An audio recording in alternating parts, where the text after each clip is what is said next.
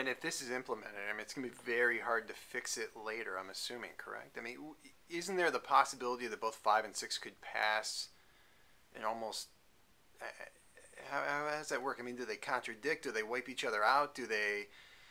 Two theories. One is two legal theories. One is that because they're both similar,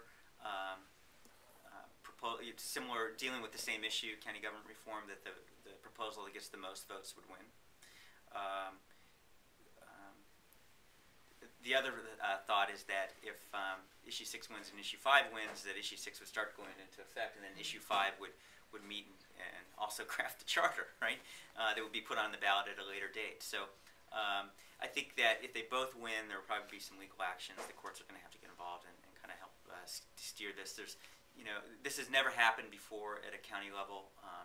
There's only one other county that's got a charter form of government, which is Summit County, and so they didn't deal with this back when they created their charter in the 1970s. So this is the first time this has ever happened, kind of a question of first impression. And if they both pass, I think we're going to have some, the courts involved. So it's entirely possible that 6 could pass, we could have elections next fall, a primary, then a general election to elect 11 people, while the Charter Commission is working on the new charter.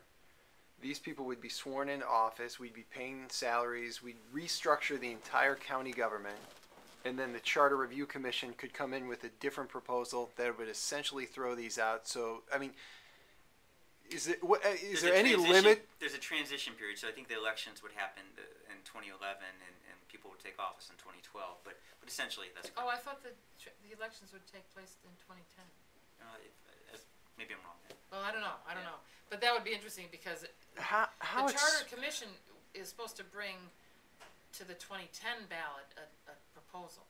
Our issue 5, that would be on the ballot in 2010, and I wasn't sure. I thought they might be voting on their people in the same election if they both pass.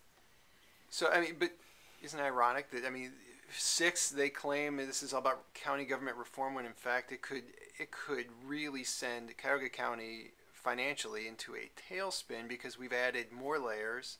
Sure. That's printing more business cards, more desks, more bureaucracy, right, to all be replaced later on. I mean, how will anything get done? Will businesses come here from out of state, out of the region, knowing that county government is in flux, or would?